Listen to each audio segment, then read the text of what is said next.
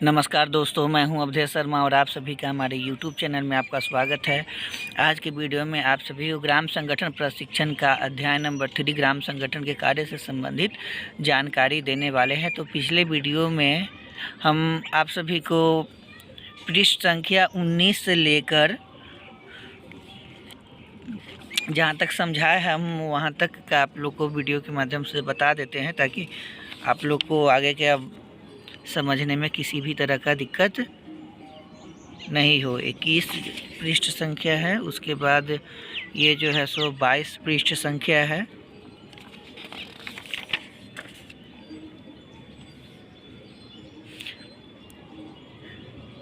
पृष्ठ संख्या 23 है,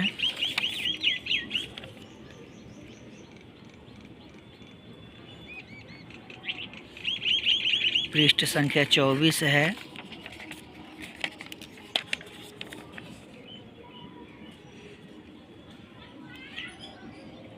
पृष्ठ संख्या 25 है,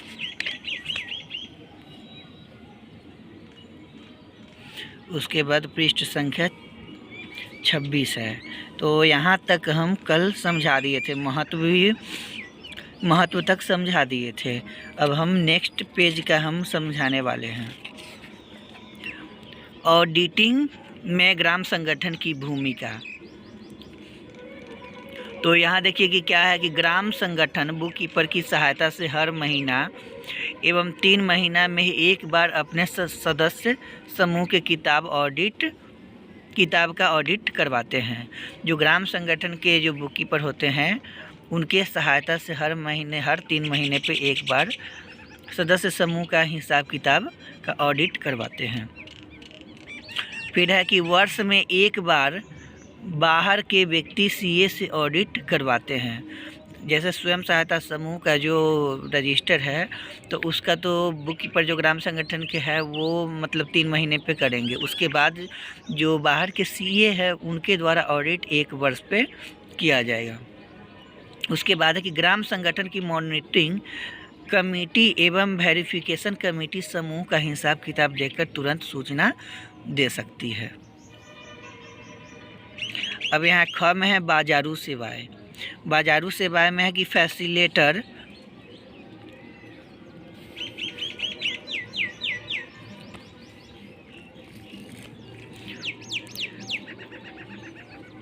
प्रतिभागी से नीचे दिए गए प्रश्नों को चर्चा में पूछेंगे। तो प्रश्न क्या है? एक में है कि किस आयवर्धक गतिविधि के लिए क्या करना चाहिए। उसके बाद है कि उस आयवर्धक गतिविधि को करने के लिए किस प्रकार की सूचना एवं प्रशिक्षण की आवश्यकता है। और 3 में है कि समूह का आयवर्धक गतिविधि में ग्राम संगठन कहाँ तक सहायक है। मतलब स्वयं सहायता समूह में आने के लिए गतिविधि क्या करना जरूरी है। तो उसमें है कि एकदम पंचसूत्रा का पालन करना है, नियमित साप्ताहिक बैठक करना है और उसमें लेन देन करके आय को बढ़ाना है। और उसके बाद होगा कि ग्राम संगठन से उनको आईसीएफ का मदद किया जाएगा। फिर उनको परियोजना से आरएफ रिवॉल्विंग फंड का पैसा मुहैया करवाया जाएगा। उसके बाद है कि सीसीएल का ऋण दिया जाएगा। तो उसको आय बढ़ाने के लिए हो सकता है। आय गतिविधि करने के लिए किस प्रकार की सूचना है। तो आयवर्धक गतिविधि के लिए उनको मतलब समूह से संबंधी जो नियम कानून है वो जानकारी होना जरूरी है और उनको समय समय पर प्रशिक्षण की भी आवश्यकता है।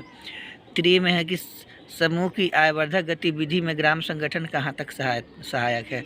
क्योंकि जब सीधा समझिए कि अगर कोई बच्चा है तो उसको अगर घर परिवार देखने वाला अगर नहीं रहेगा तो उस बच्चे का सोचिए कि क्या हाल होगा। तो उसी तरह की स्वयं सहायता समूह है तो उसका पूरा समझिए कि माता पिता की तरह मतलब एक ग्राम संगठन ही है। तो अगर ग्राम संगठन अगर नहीं रहे तो फिर उनका क्या हाल होगा। तो एक तरह से है कि उसका जो स्वयं सहायता समूह का एक गार्जियन है, तो गार्जियन अगर रहेंगे तो उनको आयवर्धक में बहुत सहायक होगा। उसके बाद क्या है कि प्रतिभागियों से जवाब आने के बाद फैसिलिटेटर दिए गए बिंदुओं की व्याख्या करें। तो रोजगार चलाने हेतु जानकारी, बाजार की सुविधा एवं प्रशिक्षण देना है। रोजगार कैसे चलाना है उसका भी जानकारी देना है और बाज़ार की सुविधा पर भी प्रशिक्षण देना है। सदस्यों से प्राप्त पैदावार को इकट्ठा कर उसे बड़े पैमाने पर बेचना है। जो सदस्यों ये जो खेती बाड़ी करते हैं तो उनको अच्छा से मतलब कैसे पैदावार ज़्यादा करना है और उसको उच्च पैमाने पर कैसे बेचना है, उससे भी संबंधित जानकारी देना है। सही दाम न मिलने पर पैदावार को स्टोर कर रखना और बाद में ऊंचे दाम पर बेचना। ये जो है सो प्रतिभागियों से जवाब आने के बाद फैसिलिटेटर दिए गए बिंदुओं को व्याख्या कर रहे हैं। उसके बाद है कि तकनीकी प्रशिक्षण हेतु तकनीकी संस्थाओं से संपर्क स्थापना कर एवं सदस्य समूह के सदस्यों को प्रशिक्षण दिलवाना। यहाँ देखिए रोजगार कैसे चलाना है और बाजार सुविधा का भी प्रयोग कैसे करना है उसका भी जानकारी दिया जाएगा और एवं बाजारू सुविधा के लिए प्रशिक्षण दिया जाएगा। और सदस्यों कैसे मतलब पैदावार ज़्यादा करे और इकट्ठा करके उसे बड़े पैमाने पे बेचना वो भी मतलब जानकारी दिया जाएगा। सही दाम न मिलने पर पैदावार को क्या करना है कि स्टोर रख लेना है और उसको बाद में ऊंचे दाम पर बेचना है। फिर यहाँ है कि तकनीकी प्रशिक्षण हेतु मतलब तकनीकी प्रशिक्षण के माध्यम से संपर्क मतलब स्थापित करवाना एवं समूह के सदस्यों को उनको प्रशिक्षण दिलवाना। प्रशिक्षण महत्व समूह चर्चा फैसिलिटेटर दिए गए प्रश्नों से सदस्यों के बीच चर्चा करें। क्या है प्रश्न में है कि यदि कोई अगरबत्ती बनाना चाहे तो क्या प्रशिक्षण जरूरी है। देखिए अगर कोई अगरबत्ती बनाना जानती भी हैं तो उनको हर चीज़ में होता है कि प्रशिक्षण रहना ज़रूरी है। अगर आप भले ही कितनों पढ़े लिखे हैं लेकिन आपके पास पढ़ा लिखा का कोई प्रूफ ही नहीं है तो वो पढ़ा लिखा का कोई वैल्यू नहीं है। तो इसलिए इसमें भी प्रशिक्षण का ज़रूरी है। सेकंड में क्या है कि विकास के लिए समूह अच्छे ढंग से काम करे, इसके लिए क्या ज़रूरी है। तो विकास के लिए हो कि आपसी में लेन देन अच्छे से ढंग से करे, आपसी में एकता अच्छे ढंग से रहे और जो पंचसूत्रा का नियम है वो अच्छे ढंग से पालन करे, तो समूह का विकास अच्छे ढंग से होगा। उसके बाद 3 में क्या है कि प्रशिक्षण देने में ग्राम संगठन की क्या भूमिका है। प्रशिक्षण देने में ग्राम संगठन के ही निगरानी में स्वयं सहायता समूह है, तो टोटली जो जिम्मेवारी है वो ग्राम संगठन की ही है। तो प्रशिक्षण देने में ग्राम संगठन की पूरा योगदान होता है। प्रतिभागियों से उत्तर पाने के बाद फैसिलिटेटर को निम्न बिंदुओं की व्याख्या करनी है। अब फर्स्ट में क्या है कि क्षमता विकास के लिए प्रशिक्षण जरूरी है। उसके बाद है कि ग्राम संगठन के कार्यकर्ता एवं पारा प्रोफेशनल की सहायता से प्रशिक्षण की ज़रूरत की पहचान करना एवं प्रशिक्षण दिलवाना। उसके बाद है प्रशिक्षण एजेंसी से गहरा संबंध रखना। उसके बाद है प्रशिक्षण कार्यक्रम की सहायता करना। अगर जैसे क्षमता ये जो अगर विकास के लिए अगर क्षमता विकास के लिए अगर कोई प्रशिक्षण दे रहा है, उनको कैसे विकास हो, उनका क्षमता कैसे बढ़े, तो उस प्रशिक्षण लेना जरूरी है। ग्राम संगठन के कार्यकर्ता जो प्रोफेशनल की सहायता से प्रशिक्षण की ज़रूरत पहचान करना है, उससे प्रशिक्षण दिलवाना है। और जो प्रशिक्षण एजेंसी है उससे भी गहरा संबंध रखना है। प्रशिक्षण कार्यक्रम की सहायता भी करना है। अगर कोई प्रशिक्षण देने आया है तो उनको भी सहायता करना है। अब क्या है 5 में है कि समूह की देखरेख एवं मजबूती प्रदान करना। महत्व है कि ग्राम संगठन की सेवाएं प्रशिक्षण विधि में कि दिमागी कसरत केस स्टडी के माध्यम से। तो फैसिलिटेटर जो होते हैं तो फैसिलिटेटर को प्रतिभागियों से निम्न प्रश्न पूछना है। अब प्रश्न में क्या है, एक में है कि गरीब को दूर करने के लिए क्या करना चाहिए। तो ये फैसिलिटेटर जो है ग्राम संगठन में जो प्रशिक्षण लेने के लिए दीदी आई हैं उनसे पूछेंगे कि गरीबी को दूर करने के लिए क्या करना चाहिए। तो आपको भली भांति जानकारी है। उसके बाद क्या है कि क्या समूह बनने से गरीबी दूर हो जाएगी। गरीबी को दूर करने के लिए होगा कि आप मतलब आपस में बैठक करना, उसके साथ साथ अपना लेन देन स्टार्ट करना और उससे रोजी रोजगार करके अपना जीविका चलाना और आगे निरंतर बढ़ते रहना। उसके बाद है कि क्या समूह बनने से गरीबी दूर हो जाएगी। तो सीधा समझिए कि अगर एक चना बाहर नहीं फोड़ सकता है, अगर वहाँ जहाँ 10 मेंबर मतलब जुड़ जाती है, तो 10 मेंबर जुड़ जाने के कारण क्या होता है कि वहाँ पे उनको बैंक से जीविका के माध्यम से ऋण दिलवाया जाता है। तो उससे क्या होता है कि रोजी रोजगार करके वो अपना गरीबी से मुक्त होती हैं। उसके बाद 3 में है कि गरीबी को दूर करने के लिए समूह का परफॉर्मेंस कैसा होना चाहिए। तो समूह का परफॉर्मेंस यही होना चाहिए कि समूह के प्रति सभी को अपना अपना जिम्मेदारी लेना बहुत ज़रूरी है और सभी में आपसी में जागरूकता होनी ज़रूरी है और एकता होना ज़रूरी है। उसके बाद क्या है कि प्रतिभागियों से उत्तर पाने के बाद फैसिलिटेटर को निम्न बिंदुओं की व्याख्या करनी चाहिए।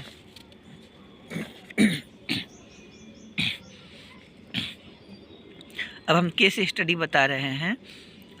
पूर्णिया जिला के नगर प्रखंड में प्रेम नामक गैर सरकारी संस्था ने एक गांव में बहुत सारे छोटे छोटे समूह बनाए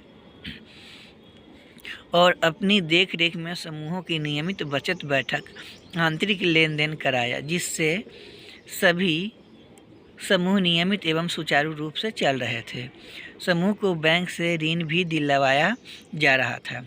कुछ समय के बाद वह गैर सरकारी संस्था प्रेम उस जिला को छोड़कर किसी दूसरे जिले में चली गई, जिसका परिणाम यह हुआ कि सभी समूहों में धीरे धीरे बैठक, बचत एवं आंतरिक लेन देन में कमी आने लगी और धीरे धीरे सभी समूह टूटते चले गए। अब इन समूहों को किस प्रकार की कोई सहायता नहीं मिला, फलतः वह धीरे धीरे गरीबों का दलदल से फिर फंस गया। जैसे कि पूर्णिया जिला के नगर प्रखंड है, तो उसमें प्रेम नामक कोई मतलब गैर सरकारी संस्था था। तो गांव में जितने मतलब बहुत सारे क्या काम किए कि छोटे छोटे वो समूह बनाए और उनके देख रेख में नियमित बचत बैठक और आंतरिक लेन देन भी अच्छे ढंग से करवाए और नियमित सुचारू रूप से चल भी रहा था और उनको उनके द्वारा ऋण भी दिलवाया गया था। लेकिन फिर क्या हुआ कि वह जो है सो गैर सरकारी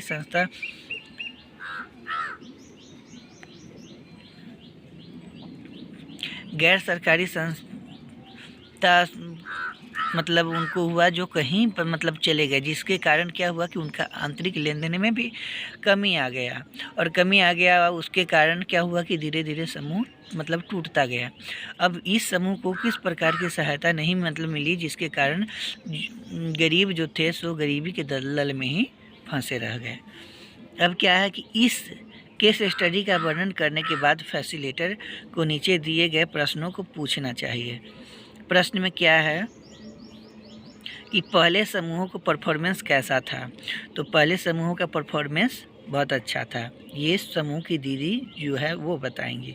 दूसरा में कि समूह क्यों टूटा। समूह टूटा कि सबसे पहले जो उसको देख रेख करने वाला था वो मतलब वहाँ नहीं रहे, जिसके कारण समूह टूट गया और उनको कोई भी फ़ायदा मतलब नहीं मिला, जिसके कारण उनका नियमित रूप लेन देन भी नहीं चला, सुचारू रूप से नहीं चला, जिसके कारण समूह टूट गया। फिर 3 में क्या है कि समूह के टूटे जाने से गरीबी नामक समस्या का समाधान कैसे करेंगे।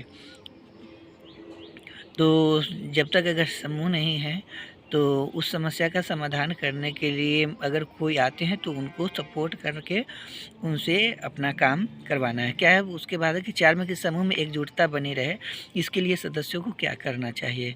तो एक दूसरे में एकता मतलब एकजुटता, एक दूसरे का बात मानना ज़रूरी है और एक दूसरे में एकता रहना ज़रूरी है। 5 में है कि समूह की मॉनिटरिंग करने के लिए ग्राम संगठन को किस प्रकार की गतिविधियों को अपनाना चाहिए। तो समूह का देख रेख करने के लिए उनको समय पर उनको जो परेशानी है उस समस्या का समाधान करना चाहिए और उनको लेन देन में जहाँ हो उनको छोटी छोटी आवश्यकता जो भी होता है वो पूरा करना चाहिए और उनका अच्छे से देख रेख करना चाहिए। अब क्या है कि प्रतिभागियों से उत्तर पाने के बाद फैसिलिटेटर को नीचे दिए गए बिंदुओं की व्याख्या करनी है। इसका महत्व क्या है कि समूह का सही ढंग से संचालन के लिए उसके बाद समूह के सभी सदस्यों की आवश्यकता को ध्यान में रखते हुए सही समय पर उनकी सहायता करना चाहिए। ये जो होता है ग्राम संगठन के माध्यम से। फिर क्या है कि समूह में यदि कोई त्रुटि है तो उसकी पहचान कर उसका मार्गदर्शन करने के लिए अगर समूह में किसी भी प्रकार का अगर गलती अगर हो गया है तो उसको पहचान करके उसको मार्गदर्शन भी करवाना है। उसके बाद है कि छोटे समूह के अस्थायित्व को बनाए रखने में सहायता करने के लिए। अब क्या है निगरानी का तरीका, मॉनिटरिंग मेथड। एक में है कि ग्राम संगठन अपने प्रतिभागियों अथवा उप समितियों की सहायता से छोटे समूहों की बैठक में जाकर उनके कार्यकलाप का मॉनिटरिंग करेंगे। ग्राम संगठन जी के जो भी प्रतिनिधियाँ है या उप समिति की सहायता से जो भी समूह है उनके यहाँ जाकर उनका कार्यकलाप का मॉनिटरिंग करेंगे। क्या है फिर दूसरा में है कि ग्राम संगठन बुक कीपर की सहायता से छोटे समूह के आय व्यय विवरण, लाभ हानि, विकास एवं मूल्यांकन करेंगे। 3 में है कि आवश्यकता अनुसार प्रशिक्षण कार्यक्रम एवं एक्सपोजर विजिट आयोजित करेंगे। 6 में है कि अन्य सरकारी एवं गैर सरकारी विभागों से संबंध बनाना। प्रशिक्षण विधि में कि वृहद समूह चर्चा। क्या है फैसिलिटेटर को प्रतिभागियों के नीचे दिए गए बिंदुओं पर चर्चा करना चाहिए। प्रश्न क्या है कि समन्वय का मतलब क्या है और समूह में समन्वय की स्थापना क्या है, क्या आवश्यकता है, समन्वय बनाने में ग्राम संगठन का क्या योगदान है। उसके बाद क्या है कि प्रतिभागियों से उत्तर पाने के बाद फैसिलिटेटर को नीचे दिए गए बिंदुओं की व्याख्या करना है। महत्व दोनों को लाभान्वित करने के लिए समूह और अन्य। चलिए इतना ही तक है, हम जल्दी पढ़ के इस पृष्ठ को हम खत्म ही कर देते हैं। अब क्या है कि संस्थाओं के बीच समन्वय स्थापना होता है। उसके बाद समाचार एवं समाधान को इकट्ठा कर सभी को उपलब्ध कराने के लिए समन्वय जरूरी है, क्योंकि इसमें उतना हम ज़्यादा नहीं समझा पाएंगे क्योंकि वीडियो बड़ा भी हो जाएगा। और ये जो प्रशिक्षण विधि है तो ग्राम संगठन का जो हम जो समझा रहे हैं ग्राम संगठन का कार्य ये समाप्त हो जाएगा एक बार में। फिर उसके बाद है कि सरकारी गैर सरकारी विभागों के समन्वय माध्यम के समूह को मजबूती के साथ सरकारी योजनाओं के उनके हित में उपयोग संभव है। उसके बाद है कि ग्राम संगठन की दी जाने वाली सेवाएं। तो सेवाएं जान लीजिए सभी फ्रेंड्स। ग्राम संगठन को सरकारी एवं गैर सरकारी संस्थाओं से लगातार मिलकर उसके अधिकारियों के साथ अच्छा संपर्क स्थापित करना। उसके बाद है ग्राम संगठन की बैठक के अधिकारियों को आमंत्रण कर सदस्यों से मिलाना एवं चर्चा कराना। गरीबी उन्मूलन पर कार्य पर करने वाली संस्थाओं से अच्छा संपर्क स्थापित करना। उसके बाद क्या है कि प्रशिक्षण एवं बाद में फैसिलिटेटर के प्रतिभागियों से जो बातें बताई गई उनसे कहाँ तक समझ बनी उस विषय पर निम्न प्रश्नों के माध्यम से पता करना चाहिए। तो प्रश्न में क्या है कि ग्राम संगठन कौन सी सेवाएं उपलब्ध करवाता है। तो ग्राम संगठन क्या होता है कि उनको ICF ऋण दिलवाता है, सामान्य लोन देता है, HRF लोन देता है। उसके बाद बहुत तरह का फंड उनको देता है। उसके बाद क्या है कि बचत के प्रकार कितने हैं क्या है।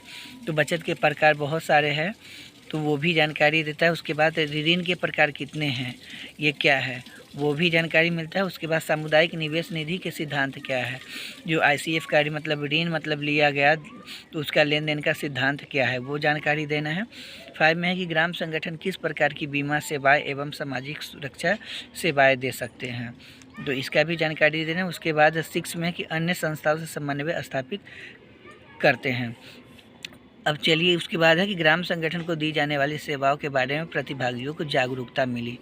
अब यहाँ पर देखिए कि कैसे कैसे है। यहाँ गांव है, उसके बाद यहाँ स्वयं सहायता समूह है, उसके बाद यहाँ ग्राम संगठन की बैठक हो रहा है। यहाँ क्या है कि यहाँ जो HNS MRP है वो समझा रहे हैं। उसके बाद छोटे छोटे समूह मिलाकर कैसे ग्राम संगठन का निर्माण हुआ तो इसमें बहुत सारा मतलब चित्र के माध्यम से जानकारी दिया गया है। लेकिन हम वीडियो बड़ा होने के चलते हम जल्दी से समाप्त करना चाहते हैं क्योंकि ये जो हुआ लास्ट ही है। अब हम आप सभी को अध्याय नंबर 4 ग्राम संगठन के नियम पिछले मतलब नेक्स्ट बैठक में बताने वाले हैं। तो चलिए एक बार हम आप सभी को शुरू से वीडियो बता देते हैं। तो शुरू से हम आप लोग को बता रहे हैं क्योंकि ये जो ग्राम संगठन के कार्य है वो आज पूरा समाप्ति हो गया है। तो आप सभी वीडियो में बने रहिए, वीडियो को लाइक कर दीजिएगा, अगर अच्छा लगे तो शेयर भी कर दीजिएगा। तो आप सभी हमारा वीडियो कैसा लगा आप सभी कमेंट करके बताइएगा।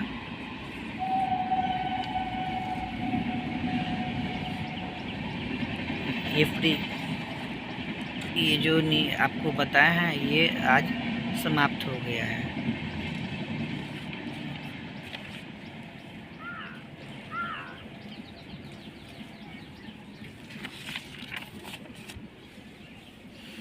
तो आप सभी फ्रेंड्स लाइक करना नहीं भूलिएगा।